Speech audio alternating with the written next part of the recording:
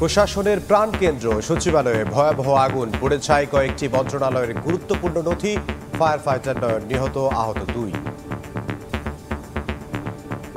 এত তো প্রযুক্তি থেকে লাভ, যদি এত বড় বাংলাদেশের একটা হৃৎপিণ্ড ফুলে যাচ্ছে, এটা যদি নিয়ন্ত্রণে নামতে না পারে। এক জায়গায় আগুন ধরলে বিদ্যুৎ লাইনের মধ্যে সব জায়গায় ছড়ায় পড়ে, এটা হতে পারে। বাট ইনিশিয়াল কারণ আমরা এখনো বের করতে পারি নাই। আমরা যখন সব জায়গায় সার্চ করব তখন হয়তো আপনাদেরকে একটা ধারণা দিতে পারবো।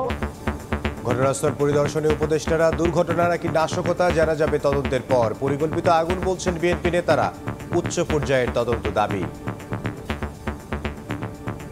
গতকাল শেখ হাসিনার এবং তার দোসরদের কিছু নথি চাওয়ার পর গভীর রাতে এই আগুন, এটা জনমনে বিরাট প্রশ্ন দেখা দিয়েছে। আমি দেখেছি সে উপরে অনেক ক্ষতি হয়েছে। প্রাথমিকভাবে আপনারা নাশকতা মনে করছেন কিনা? প্রাথমিকভাবে আমরা বলতে পারবো না, একটা ইনভেস্টিগেশনের পরে আমরা বলতে পারবো। হাই পাওয়ার একটা তদন্ত কমিটি করে দেওয়ার জন্য।